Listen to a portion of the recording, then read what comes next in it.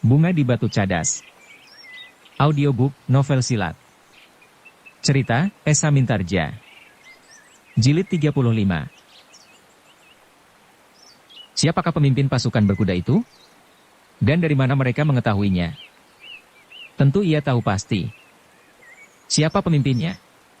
Aku hanya mendapat perintah untuk mengamat-amati akibat dari kedatangan sepasukan prajurit berkuda di Jatisari. Tetapi aku tidak tahu secara pasti dan keseluruhan dari pasukan berkuda itu. Pemimpinnya adalah putra Pangeran Ranakusuma. Heh, Sura terkejut, putra Pangeran Ranakusuma. Bukankah Raden Rudira sudah meninggal? Apakah putranya hanya seorang? Ada yang lain, seorang putri. Apakah gadis itu ikut di dalam pasukan berkuda? Bukan seorang gadis. Aku tidak mengerti. Raden Juwiring. Heh, mata Sura terbelalak. Seolah-olah ia tidak percaya kepada pendengarannya sendiri. Arum sudah menduga bahwa Sura akan terkejut mendengarnya, karena nama itu tentu tidak akan diduganya sama sekali. Arum, desis Sura dengan ragu-ragu, apakah maksudmu Raden Juwiring yang pernah tinggal di Padepokan Jati Aking? Ya. Raden Juwiring itu adalah Raden Juwiring yang pernah berguru kepada ayah. Sura menarik nafas dalam-dalam. Sejenak ia termangu-mangu. Namun kemudian ia pun bergumam, Arum, kadang-kadang kita memang dihadapkan kepada sesuatu persoalan yang tidak kita duga-duga sebelumnya. Dan itu merupakan ciri kelemahan hati seseorang.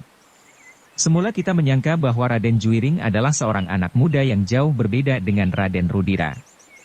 Tetapi justru setelah ia berada di istana ayahandanya, maka ia pun telah berubah. Raden Juwiring justru akan menjadi lebih berbahaya dari Raden Rudira paman, berkata Arum, karena Raden Juwiring jauh lebih banyak mengetahui persoalan pedesaan dan memiliki ilmu yang jauh lebih tinggi pula dari Raden Rudira, yang justru telah dimanjakan sejak kanak-kanak. Sura mengangguk-angguk. Tetapi ia masih sulit membayangkan bahwa kini Raden Juwiring telah memimpin sebuah pasukan berkuda dari Surakarta.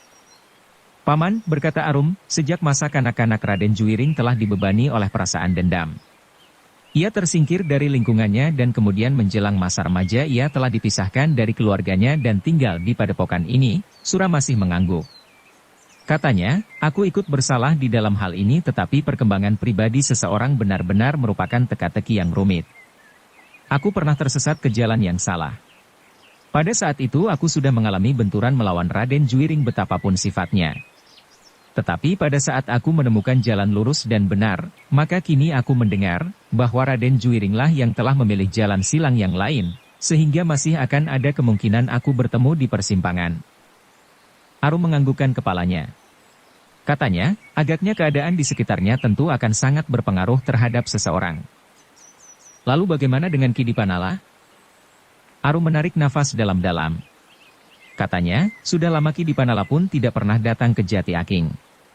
Aku juga cemas bahwa ia pun akan terlibat ke dalam sikap seperti sikap Raden Juwiring. Pada saat Raden Rudira memiliki kekuasaan tidak terbatas di dalam istana ayahandanya bersama Paman Sura, kemudian Mandra, Paman Dipanala seakan-akan telah tersisih. Tetapi kini yang ada di istana itu adalah Raden Juwiring, dan Paman Dipanala adalah pemomong Raden Juwiring yang paling disegani sejak ia masih berada jauh dari keluarganya. Sura menarik keningnya, lalu, ya, kau benar Arum. Kini aku benar-benar berdiri di atas jalan yang sulit. Akulah yang sering menerima tugas untuk mengawasi daerah di sekitar Padukuhan Jatisari. Tetapi agaknya karena Raden Juwiring pernah tinggal di Jati Aking, maka ialah yang akan selalu mendapat tugas untuk menggarap daerah yang sudah dianggap berbahaya ini. Tentu Raden Juwiring tahu pasti tentang Padepokan Jati Aking dan Padukuhan Jatisari secara keseluruhan. Kami akan membantumu Paman, sahut Arum. Tetapi perasaanku akan menjadi pedih jika sekali lagi aku harus berhadapan dengan Raden Juwiring setelah kita seakan-akan bertukar tempat di dalam permainan anak-anak kecil kita kadang-kadang memang harus bertukar tempat, berlintang alihan.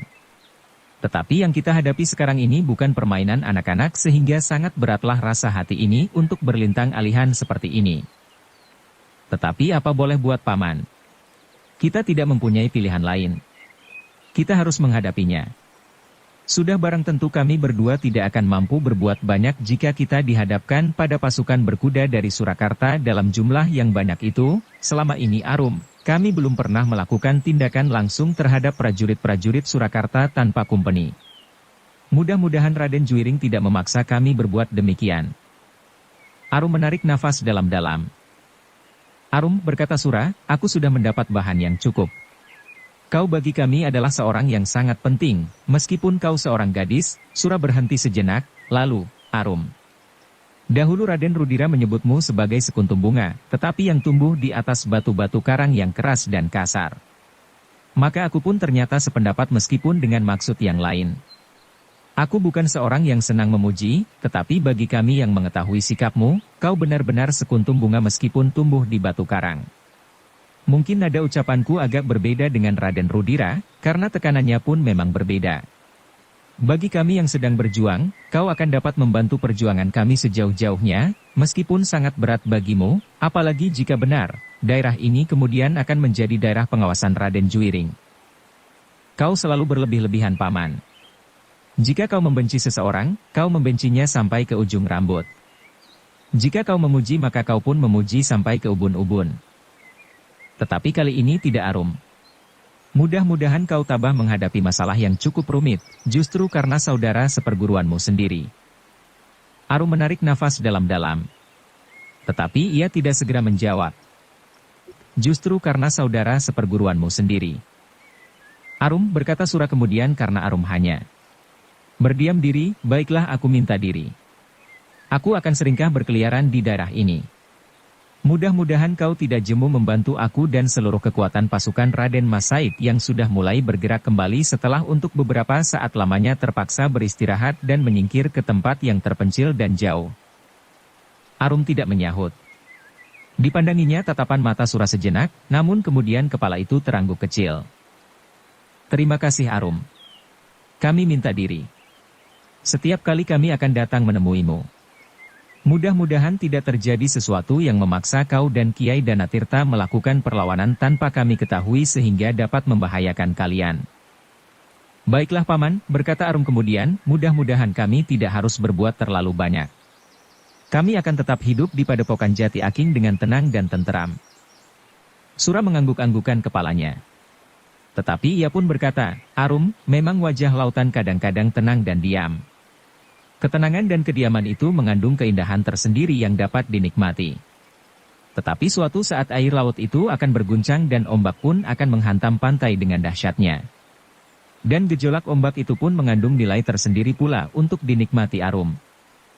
Arum masih mengangguk-angguk kecil. Katanya, benar, Paman. Tetapi sejauh dapat dijangkau, maka aku lebih senang menikmati ketentraman hidup seperti yang diajarkan oleh ayah kepadaku. Bahkan sebenarnya lah setiap orang mendambakan ketenangan dan kedamaian di hati. Aku mengerti, Arum. Tetapi untuk menuju ke ketenangan dan kedamaian hati itu, agaknya jalan masih sangat panjang. Arum menganggukkan kepalanya. Baiklah, Arum, aku minta diri. Sampaikan salamku kepada Kiai Danatirta. Kepada Kiai Danatirta pun kami akan selalu mohon petunjuk dan pertolongan. Aku akan menyampaikannya, Paman.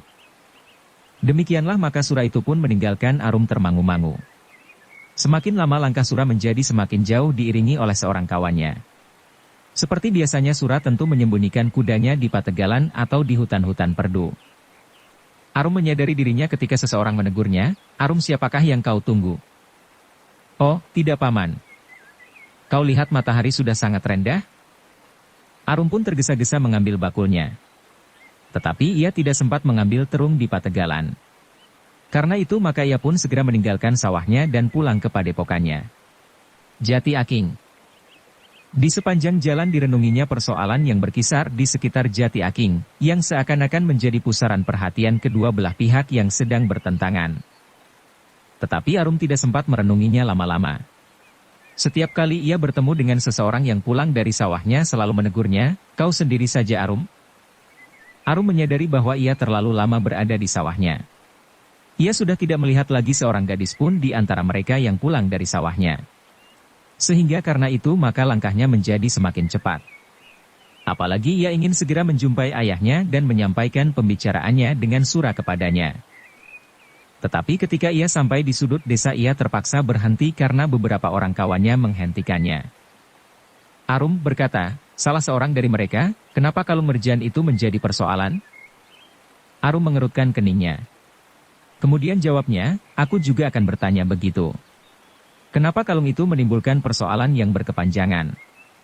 Aku sebenarnya tidak tahu pasti, persoalan apakah yang sebenarnya timbul. Dan apakah kedatangan prajurit-prajurit itu juga ada hubungannya dengan kalung merjan itu? Kamilah yang seharusnya bertanya kepadamu. Bukankah yang memimpin pasukan berkuda itu Raden Juwiring, kakak angkatmu? Ia tidak mengatakan apa-apa kepadaku. Ia memang singgah di padepokan sebentar. Tetapi ia sama sekali tidak berkata berterus terang. Aku memang merasa bahwa kedatangannya itu bersentuhan dengan kalung merjan. Tetapi selanjutnya aku tidak tahu apa-apa lagi, jadi bagaimana dengan orang gemuk berkuda coklat itu? Agaknya itu pun akan tetap menjadi tanda tanya. Dengan siapakah sebenarnya kau melihat orang itu? Dada Arum menjadi berdebar-debar. Tetapi kemudian ia menjawab, aku tidak ingat lagi. Tetapi barangkali aku tidak berkawan waktu itu. Maksudku, meskipun ada orang-orang lain tetapi mereka tidak mendengarkan percakapan kami ketika ia bertanya tentang keadaan padepokan ini dan bercerita tentang beberapa hal. Jika demikian, maka kau adalah satunya sumber yang menularkan pendapat orang gemuk itu. Aku tidak mengatakannya kepada siapapun. Nah, apakah kau pernah merasa, mendengar atau mengetahui bahwa aku menyebut-nyebutnya? Tetapi persoalan yang tumbuh itu tiba-tiba saja merata. Kita semua tiba-tiba saja tidak mempercayai lagi bahwa perampok-perampok itu adalah anak buah Raden Mas Said seperti yang dikatakan Kumpeni. Nah, katakan, dari siapa kalian mendengar dan kemudian bersikap demikian? Gadis-gadis itu mengangguk-anggukan kepalanya. Salah seorang berkata, memang bukan dari kau. Nah, apakah kau dapat mengingat, dari siapa kau mendengar untuk pertama kali? Gadis itu menggelengkan kepalanya. Tentu sulit untuk diingat. Adalah kebetulan bahwa aku mendengar dari orang yang tidak aku kenal sehingga dengan demikian justru aku selalu dapat mengingatnya. Tetapi mungkin orang gemuk berkuda coklat itu tidak hanya mengatakannya kepadaku. Tetapi juga kepada orang lain dan orang lain lagi. Arum, tiba-tiba seorang gadis bertanya, kenapa orang berkuda coklat itu mengatakannya justru kepadamu? Arum mengangkat bahunya sambil menjawab, tentu aku tidak mengetahui alasannya. Tetapi barangkali itu sekedar suatu kebetulan. Kawan-kawannya mengangguk-angguk. Dan seorang gadis yang lain berkata, jadi bagaimana dengan kalung-kalung merjan kita itu Arum? Aku tetap menyimpannya. Apakah hal itu tidak menyebabkan persoalan yang berkepanjangan kelak? Kalung itu sudah terlanjur ada padaku. Seandainya kalung itu aku buang, maka pasti akan timbul persoalan baru jika orang yang memberikannya atau kawan-kawannya menanyakannya. Jika aku tahu bahwa kalung itu akan menimbulkan persoalan, aku tidak akan menerimanya. Tentu aku juga, sahut Arum, kita bersama-sama berada dalam keadaan yang tidak kita kehendaki. Gadis-gadis itu pun mengangguk-anggukan kepalanya. Namun nampak kecemasan di wajah mereka. Ternyata kalung merjan itu menimbulkan kegelisahan yang amat sangat di hati mereka, apalagi setelah sepasukan prajurit berkuda datang ke padukuhan Jatisari dan bahkan ke padukuhan di sekitarnya.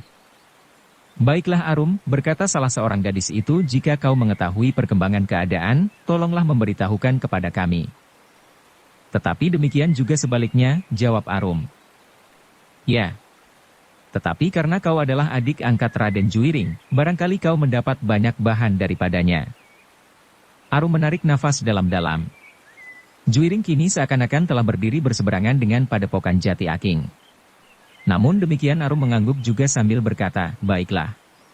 Aku akan memberitahukan jika aku mengetahui perkembangannya kelak. Arum pun kemudian minta diri sementara kawan-kawannya pergi ke warung di sudut desa untuk membeli kebutuhan mereka yang diperlukannya menjelang malam hari. Sebuah beban telah menambah muatan di hati Arum. Ia dapat mengerti bahwa kawan-kawannya itu pun menjadi gelisah karenanya. Tetapi ia tidak dapat berbuat terlampau banyak. Meskipun demikian semuanya itu harus dikatakannya kepada ayahnya nanti. Ternyata langit telah menjadi semakin buram. Dan karena itulah maka Kiai Danatirta menjadi gelisah. Ia sadar bahwa Arum memiliki kemampuan untuk menjaga diri, tetapi keadaan di Jati Aking agaknya berkembang ke arah yang mencemaskan. Dalam pada itu Arum berjalan dengan tergesa-gesa menuju ke padepokan kecilnya. Sebenarnya masih banyak yang ingin dipersoalkannya dengan kawan-kawannya yang lain, yang barangkali mendengar atau mengalami peristiwa yang dapat dijadikan bahan pengamatan bagi keadaan Jatisari, tetapi Arum menjadi ragu-ragu. Dengan demikian maka ia akan menjadi pusat persoalan bukan saja bagi para prajurit di Surakarta yang justru dipimpin oleh Raden Juiring, tetapi juga oleh kawan-kawannya di Jatisari. Dalam pada itu, selagi Arum melangkah semakin cepat, pendengarannya yang sudah terlatih mendengar lamat-lamat derap kaki kuda yang berpacu semakin lama menjadi semakin dekat. Karena itu, maka Arum pun menjadi berdebar-debar. Ia yakin bahwa kuda itu berderap sepanjang jalan yang dilaluinya menuju ke Padepokan Jati Aking. Sejenak Arum termangu-mangu. Langit yang menjadi semakin buram sehingga bayangan pepohonan membuat jalan itu menjadi samar. Ternyata Arum tidak banyak mendapat kesempatan. Derap kaki kuda itu menjadi semakin dekat. Karena itu, maka tanpa berpikir lagi Arum pun segera meloncat menepi dan hilang di dalam gerumbul di pinggir jalan. Sejenak kemudian maka di dalam keremangan senja ia melihat seekor kuda berpacu. Meskipun ternyata tidak terlampau cepat, namun ia belum sempat melihat dengan jelas siapakah yang berada di punggung kuda itu. Baru ketika kuda itu lewat di hadapannya, ia dapat mengenalnya. Tetapi ada sesuatu yang menahannya ketika ia hendak berteriak memanggil nama penunggang kuda itu. Tetapi kemudian dengan tergesa-gesa Arum meloncat kembali ke jalan dan berlari-lari kecil menuju ke padepokannya yang sudah tidak begitu jauh lagi. Ketika ia memasuki regol, ia masih melihat kuda itu di halaman beserta penunggangnya yang sudah meloncat turun. Hampir saja ia berlari dan memeluknya. Untunglah bahwa ia sadar akan kegadisannya sehingga langkahnya tertahan beberapa depa dari penunggang kuda itu. Tetapi mulutnya berdesis, "Kakang Buntal." Buntal tersenyum. Katanya, "Dari mana kau Arum?" "Dari sawah Kakang. Kau melampaui aku di jalan menuju ke padepokan dekat di muka regol." "Heh, aku tidak melihatmu. Aku bersembunyi. Aku tidak tahu siapakah penunggang kuda itu." "Kenapa bersembunyi?" Arum menarik nafas dalam-dalam. "Lalu, marilah, naiklah ke pendapa.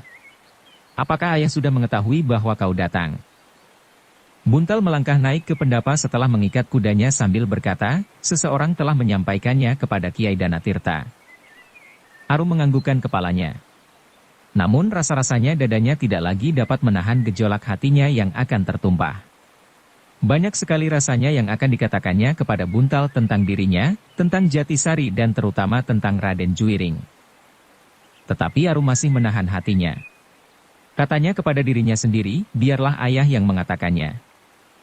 Karena itu maka yang ditanyakan kemudian adalah sekedar keselamatan Buntal. "Lama sekali kau tidak datang Kakang." Buntal menarik nafas.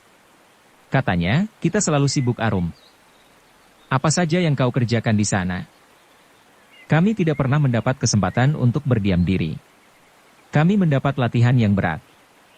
Bukan saja kesempatan berlatih seorang demi seorang sesuai dengan ilmu yang dimiliki, tetapi kami ditempa untuk dapat bekerja bersama sebaik-baiknya." "Oh, menarik sekali. Siapakah yang memimpin kalian?"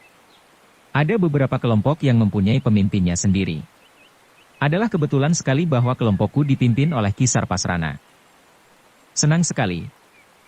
Sekali-sekali Pangeran Mangkubumi memerlukan untuk melihat sendiri latihan-latihan itu." "Pangeran Mangkubumi." "SST, jangan keras-keras. Tidak ada orang lain di sini." Pangeran Mangkubumi jarang sekali memperkenalkan dirinya sebagai seorang pangeran. Yang sering kami jumpai adalah orang yang menamakan dirinya petani dari Sukawati itu. "Sayang sekali." "Kenapa?" "Aku bukan seorang laki-laki seperti kau Kakang. Ternyata bahwa Kisar Pasrana masih membedakan antara laki-laki dan perempuan. Kenapa aku tidak mendapat kesempatan untuk ikut serta bersama kau?" "Aku kira belum saatnya Arum. Tentu tenaga seorang perempuan akan sangat dibutuhkan. Siapakah yang memasak untuk kami semua jika bukan perempuan yang menyediakan dirinya di dalam perjuangan ini?" "Oh, jadi ada juga perempuan di sana?" "Tentu," tetanya. "Tetapi kenapa aku tidak diizinkan serta?" "Pada saatnya Arum.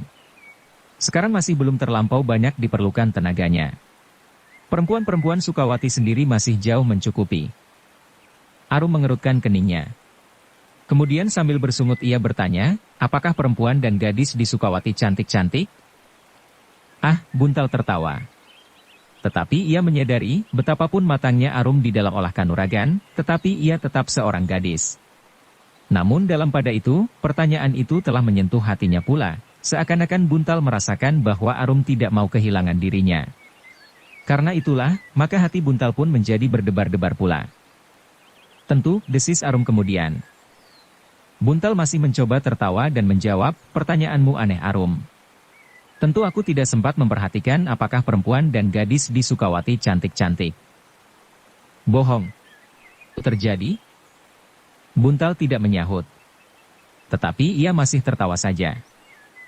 Dalam pada itu, Kiai Danatirta pun muncul dari pintu peringgitan.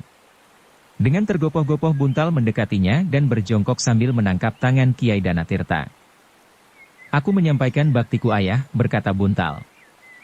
Kiai Danatirta mengusap kepala muridnya sekaligus anak angkatnya itu. Katanya, duduklah. Kau adalah anak yang baik. Buntal pun kemudian kembali duduk di atas tikar pandan. Sekilas ia melihat Arum menundukkan kepalanya. Terasa sesuatu bergetar di dada gadis itu melihat sikap Buntal.